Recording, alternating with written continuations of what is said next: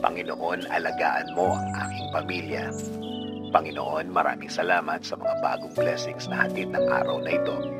Alam ko, Lord, na marami ka na namang pagpapala na ibibigay sa akin. Tulad na lang ng nagising ako sa araw na ito. Ito pa lang, alam kong may plano ka pa para sa akin.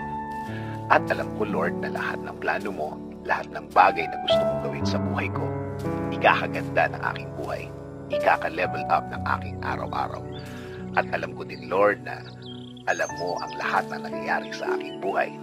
Alam ko din na bahagi ng blessings mo sa akin ay ang pag-aalaga mo sa akin na gawin akong safe saan man ako mapunta at saan man ako andun. Ginagawa mo safe ang lugar na yon. Kaya ngayon, Lord, kasama po ng aking dasal na ito na alagaan at protektahan mo din ang aking pamilya, Lord. I-bless mo sila sa lahat ng kanilang gagawin at pupuntahan. Patuloy niyo silang i-guide at gagawing blessed kahit saan man sila mapunta. In Jesus' name I pray. Amen. Sabi niya sa Psalms 32:8, I will instruct you and teach you in the way you should go. I will counsel you with my loving eye on you.